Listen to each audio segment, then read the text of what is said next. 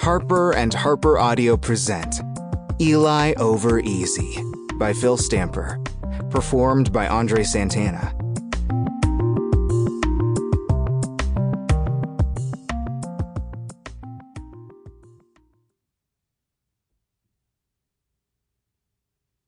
A note before we begin.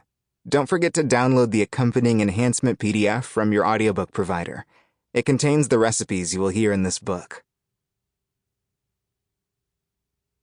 To Blake Addison, with all my love. 1. Dad won't stop pacing around my bedroom. I watch him take a few steps toward my bookshelf, then to my small desk, and finally back to the foot of my bed, all while rambling about the importance of keeping the front door locked while he's at work. He repeats this action, silently this time, thank goodness. So I close my eyes and try to squeeze in a few more milliseconds of sleep. It's way too early for this.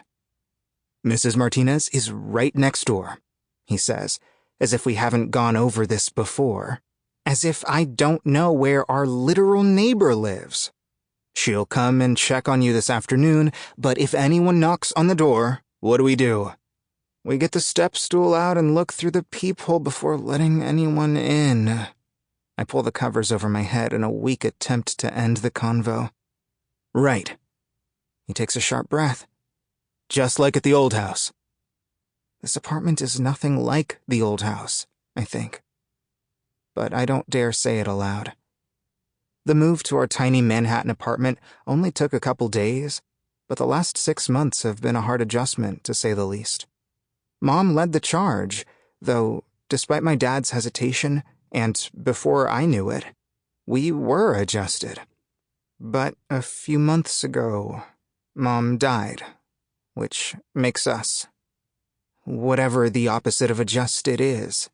De-adjusted? Unadjusted? Falling apart? A piece of broken computer code, full of bugs I can't find. I'm going to be fine, I tell my dad after he takes another lap around my tiny room. I lower my voice to sound a little more confident. I'm 13. He takes a seat at the foot of my bed and pats my leg, staring off in the distance. I just can't believe they're making me go into the office full-time now. He sighs. Eli, I'm going to find a new job where we can go back to Minneapolis. Back home. I promise. Until then, just promise you won't leave this apartment. So I know you're safe.